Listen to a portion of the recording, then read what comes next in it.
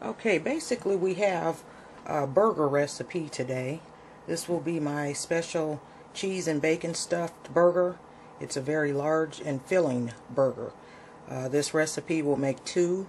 These are half-pound burgers, two half-pound size burgers.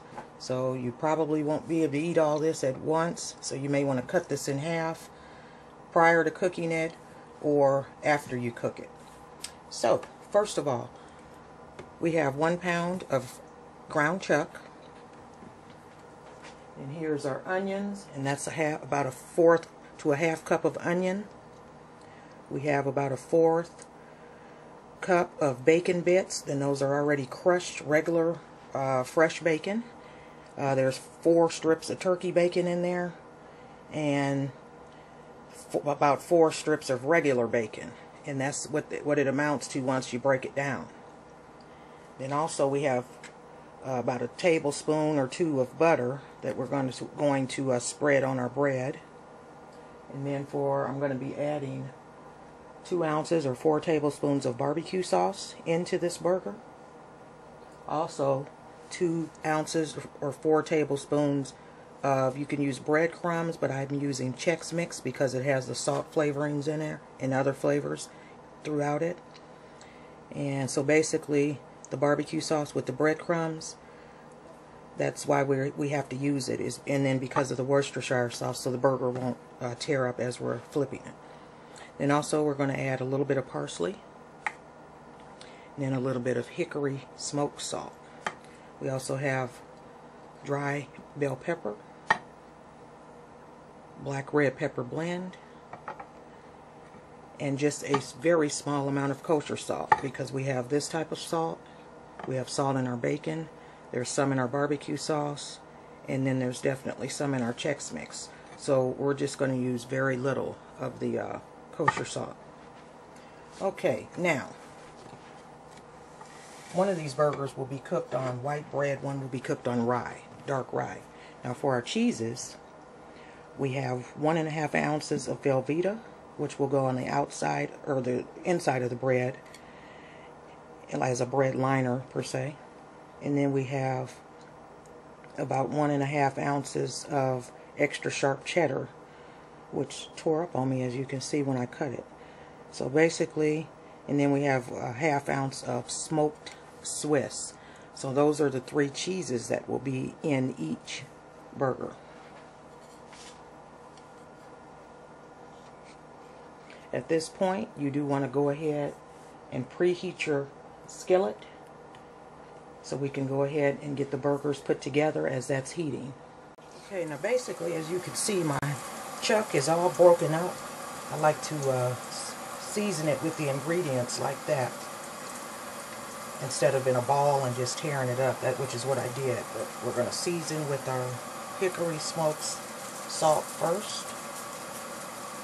And we're not going to do this on both sides either. We're just going to kind of mash this in there with our hands, grind it up in there. Let's see. Parsley.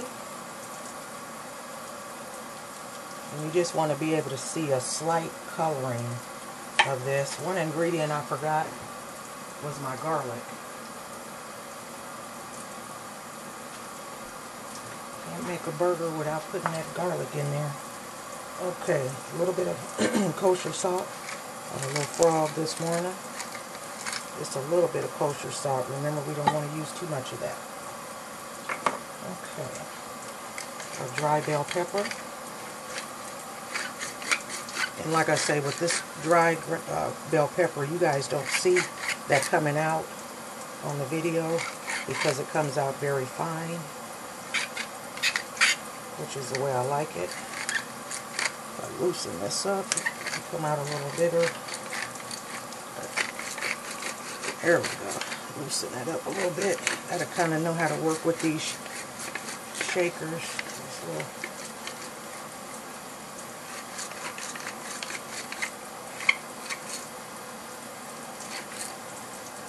Okay.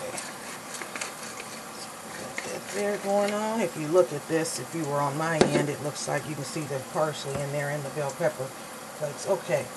Now, we'll go ahead at this point. We're going to add our garlic. I'm just going to kind of disperse that around throughout the meat. This is a really good burger. I made this with a specialty beer cheese last week on rye for myself. I'm making one today for my brother for his birthday, so I figured I may as well make me one too. This time I'll be using the cheeses that I just mentioned. Now this burger does have a lot of onions in it.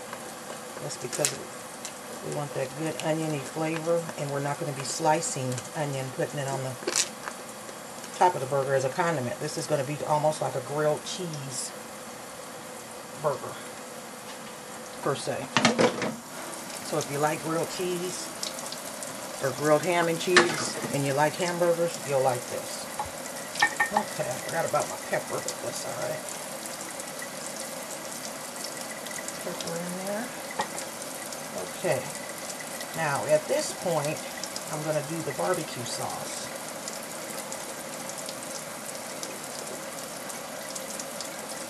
And this just looks like a big pile of crap right about now. Like, who wants to eat that? That's not going to be a good burger. Actually, the messier a burger is when you make it, the better it tastes. The more stuff you put in it to season it up, cook it up, the better it tastes. Okay, now as far as our Chex mix or breadcrumbs, just use half of what you have. When you start, well, I guess we'll be using a little more than half, because you don't want to pour them all in there and then don't need them. Okay, now here's the messy part. That's why I have my hot water running.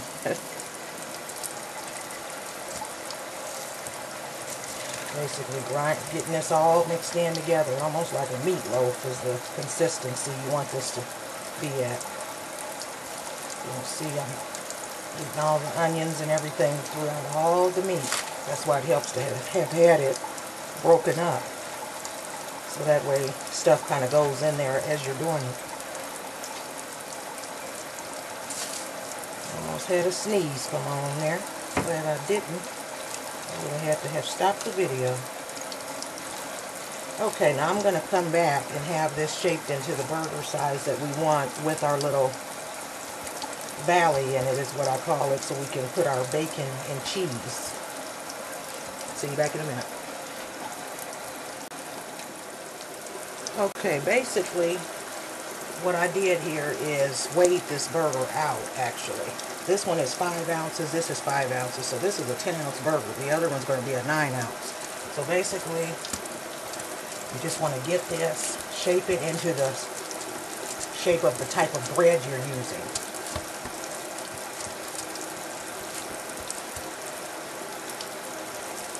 Okay, in this case we're using, this will be my brother's since it's bigger. I wouldn't be able to put this away, but I think baby bro will be able to handle this. So we're gonna just make this into a nice size burger. Now his is gonna be on regular bread, so basically want to get this like so, both of them, because what you're going to do is you're going to have a valley in there. You're going to add a little bit more to one side once you have it flat enough, and this is going to make your valley. If you do the valley out of the smaller patty, it's going to go, the ingredients are going to go through. So you're going to add about an ounce of meat onto your biggest, not your largest, but one of your patties. Add about 1 ounce of meat on top of a smooth patty when you have it done. That way you can push, you've got more meat to push down in, so you can put your cheese and your bacon in this case. Well, the stuffed grilled cheese bacon burger is what this is actually called. Candy style. Okay. Now that looks a little bit bigger than this one, but that's fine because this is going to sit on there kind of like as a lid. So you can actually make this even flatter. Because it doesn't matter, it's just going to go on there kind of as a lid to cover this valley up.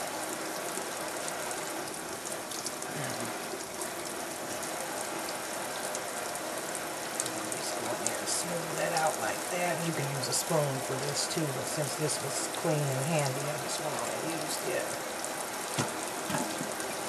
Okay, now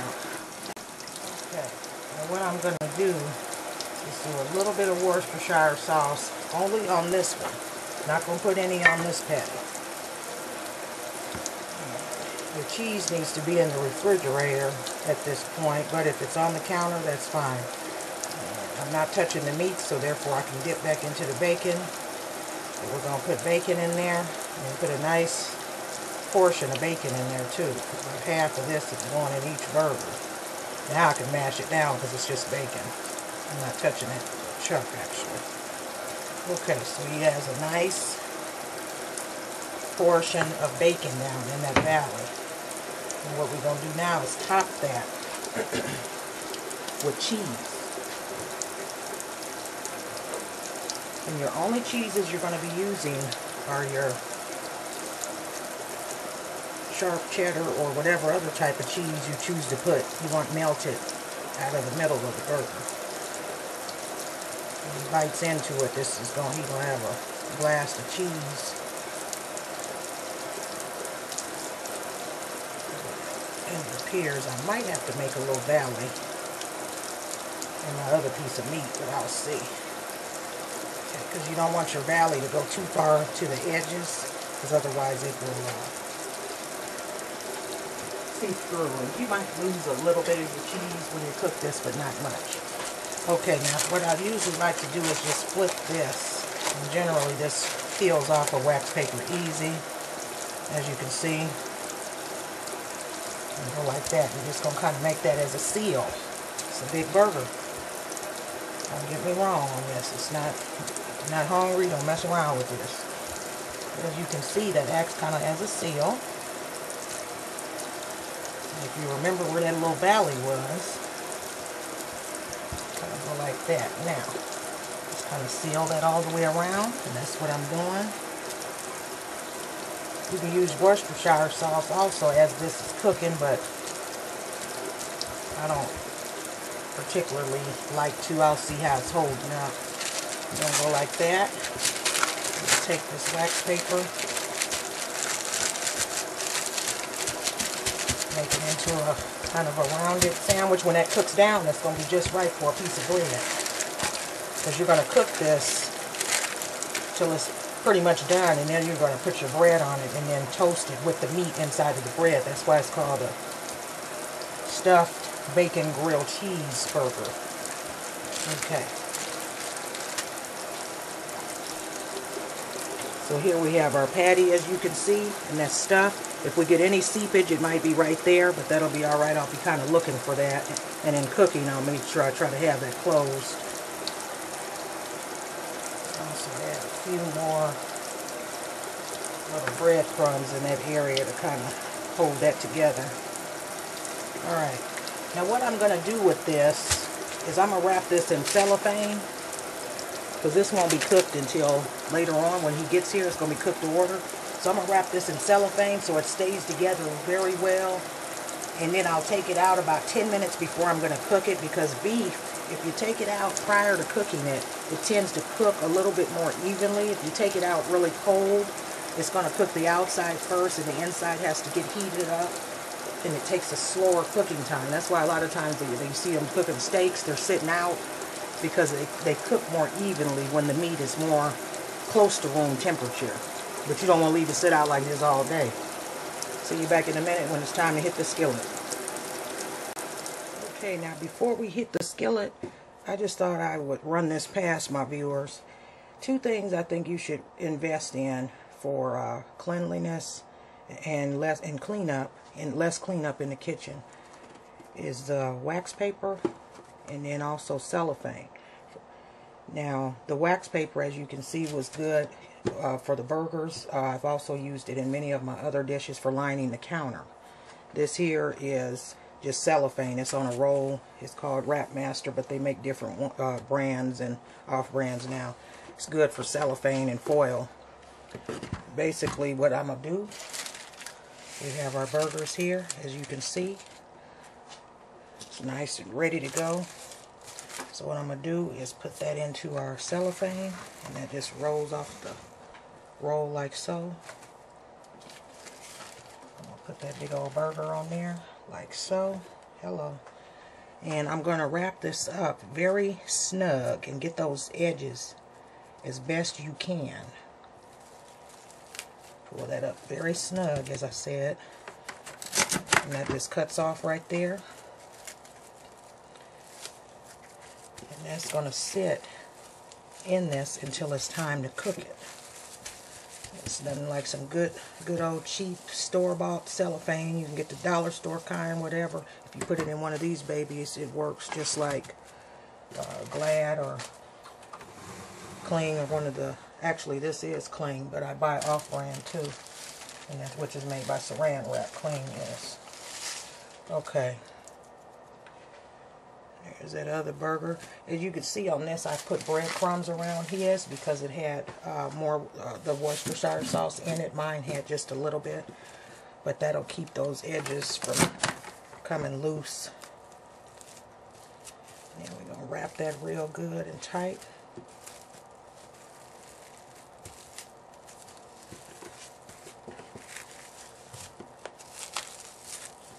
And you just want to keep these, as I say, in the fridge. Your Velveeta should be in the fridge. And these babies is ready to go into the skillet. You can also grill these. They taste even better on the grill. So actually this time we will meet up again when it's time to hit that skillet. Peace. Alright, so here we have our bread. And we're getting ready to toast this. But with our butter that I had, we're just going to butter one side of the bread, and you're going to put just a very small portion, if any, on the other side of the bread. And that's optional, because keep in mind the burger is going to be juicy as it is. So you don't want it, you know, to get to where your bread tears up from being too moist. So, okay. And besides that, we're going to be lining the inside of this with a piece of with the Velveeta. So that's totally up to you. That's the 2 ounces, about 2 ounces of butter, or 1 ounce of butter, which is 2 tablespoons. Let's see. So basically, you're just going to butter these up. Okay, now basically at this time we have our butter side of the bread face down, and as you can see I'm using my handy wax paper. You're going to want to take your Velveeta at this time and put on the inside of the bread, and you don't need much. So that's why I say 1.5 ounces, and you can just kind of break this up because it will melt throughout that piece of bread. So if it looks like it's just a little piece, don't worry about it. It'll melt and disperse throughout. Okay, we'll add another little piece there. Okay, now we're going to go to the stove and start cooking our burger. Okay, now basically we have our 10-ounce burger, and I'm just getting ready to cook that. And you do want to watch these very well when you're cooking them so you don't lose a lot of your cheese, and you don't want your skillet to be too hot. As you can see, this burger has come out of there just fine. We'll go ahead and put it in the skillet and let it get started cooking. Now I suggest if you have a spatula that's small, you might want to get a wider one. Here's one that's wider. You can cook this with a small one, but you got to be careful. This is a smaller spatula, but I have an actual burger spatula that I just bought recently. And I got tired of handles breaking off like this. And Carol likes to cook with this. She likes this broken handle one for some reason, so that's why it's here. But I have this here. This is an actual restaurant style spatula by Dexter. And it's about 3 inches wide by 5.5 long, the spatula part itself. So this is a good one, and it's got a wood with rivets in it, so it won't just break off if you leave it like this. The heat won't break it off. So go ahead and let your burger cook, and you know the doneness that you wanted. This here burger, we just want it to cook good enough to where it's not medium rare on the inside, but it's done enough to where we can put it between bread and melt our Velveeta cheese. So I'm going to estimate this to take a half-pound burger. It's probably going to take about 7 minutes per side. See you back then. Now I have flipped this burger a few times already, and it is giving me quite a bit of a challenge, I must say. I end up having to use Babe's little broke-off spatula because it's hard to do it with just one. And you got to be very careful because you know what it's filled up with. There we go. See, we don't want it to tear up so everything won't come out, but as you can see, it's getting done. Now I'm getting ready to check the inside of this temperature-wise. And we'll come back here in a second.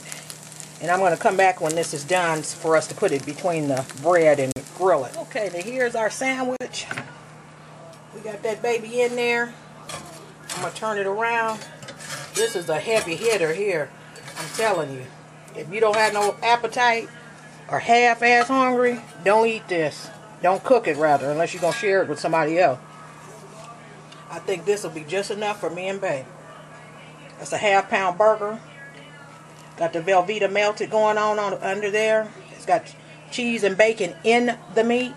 That's what's up. We're going to come back and cut this baby up and see what it's hitting for. Okay, here's the finished product. Got the bacon cheese stuffed grilled cheeseburger with onion rings. Hit up that kitchen and go check it out.